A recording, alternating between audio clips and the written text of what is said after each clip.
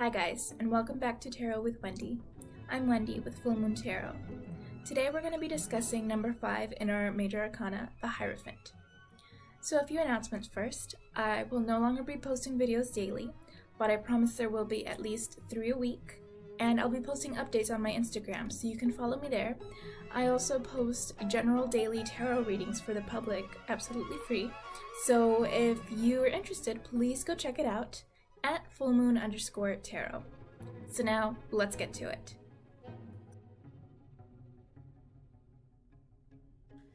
So, onto our first deck, the Rider-Waite. Honestly, the first thought that comes to my mind here is organized religion, right? You've got a pope-looking figure with his hand pointing to the heavens. He's dressed in red, and he's holding a triple cross and has keys crossed beneath his feet. He's also got these 2 men in front of him, and it sort of looks like he's blessing them or even teaching them. So this definitely speaks to servitude, giving your life up to a higher power. So you're also going to see a lot of 3s in this card. He's got the triple crown, the 3 different colors of his robes, the 3 crosses, the triple cross here, and this is all to show that he ruled over all 3 worlds. The subconscious, the conscious, and the higher consciousness. And so in our Essential Tarot, we have a very similar image. And so if you'll notice, actually, they both have those 2 pillars in it, just like the High Priestess. And this signifies the entrance into the subconscious, or a more sacred space. So when we think about sacred space, we think about religion, right? Like a church. But it can also mean the trinity between body and mind and spirit. And so you can actually see this in a lot of different belief systems. And you'll see the cross keys here as well. And those signify the balance between the subconscious minds and the conscious minds, and unlocking those mysteries. So the keys are his because he's the only one who can access those mysteries, because he's got that power. So we come to our Light Seer's Tarot, and you're going to see a very different image here. He's a man, he's seated alone, very joyful, he's laughing, cross-legged, very, not formal in any way. And there's literally a stairway to heaven next to him, and in the background above him here, there's a lot of different symbols for different religions. So instead of being an orthodox religious leader here, he's more like a spiritual guide, one who offers more maybe compassion and mercy than traditional guides. But there's still also that formal education or formal training needed here because of this stairway. There's steps that you need to take in order to ascend. So here, though you don't see the keys, he's still the gatekeeper to the heavens. You still need him to access those mysteries.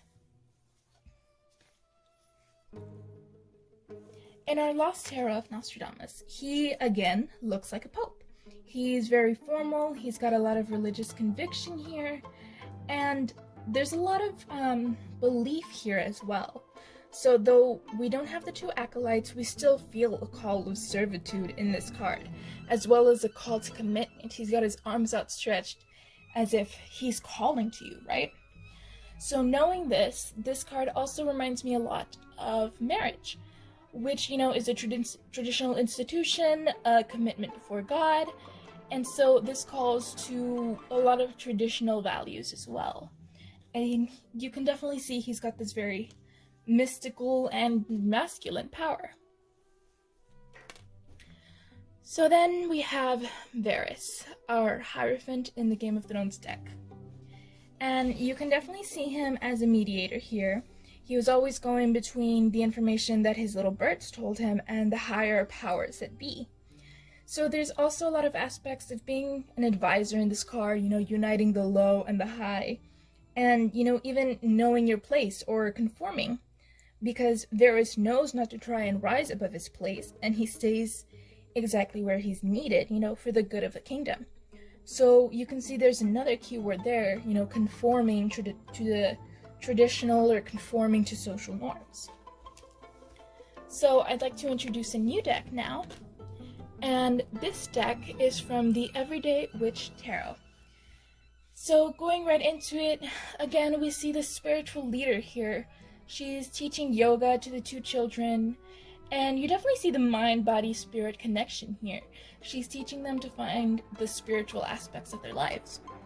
And so one final thing that I'd like to point out about the Hierophant before we get into reversals, if the Emperor is just a mother and the Emperor is a father, you can think of the Hierophant as your first teacher. Or, your Sunday school teacher even, because those are the people who are going to teach you social norms, conformity, so they sort of introduce you to society in a way. So, reversed, there is definitely a positive to be seen here. So now it looks like the children are teaching this woman. So it can be a reminder that you are your own teacher and what you're looking for is actually inside of you. You need to follow your own path and your own belief system. You can go against tradition, which can be good or bad, but there's no external approval to be gained. You don't need to do anything for the greater good. But there's also, it can also mean a bad leader with a power trip. Someone who definitely does not have the best interest of the people in mind and will show you the bad direction, the wrong direction. It's a very bad influence. And so in our Lost Tarot, you can kind of see, how often do we see these hypocritical religious leaders? The ones who are full of weakness and instability and can be inflexible wielders of power. So again, here we see more dogmatism and even fanaticism at work. So depending on where this card shows up in your spread, if you pull this card reversed as a signifier for yourself, it can also mean you're just unconventional and you don't like rules. You may be a little bit of a troublemaker or someone who's in trouble with the law a lot of the times, and you may have a moral code, but it's one that's all yours and you're gonna follow, no one else's. So because upright, it can signify tradition. Reverse, it can mean these outdated ways of thinking, stagnation, and even a need for like a little shakeup in that department. Or again, maybe it's telling you that you just need to connect with the spirit and the traditional a little bit more. Maybe your faith is being shaken up a bit. So just remember that the Emperor and the Hierophant have a lot of that same powerful masculine energy. But the Hierophant's power is just more of a spiritual nature and can be more of a subtle influence rather than a cold and hard ruling. And there's also an important question to be asked when he shows up, will you continue to depend on outside authority or will you learn to think for yourself? So that's it for today, guys. Thank you so much for joining me. Please remember to like and subscribe and follow me on Instagram for more updates. And join me next time when I'm going to be discussing the Lovers. Thanks, guys.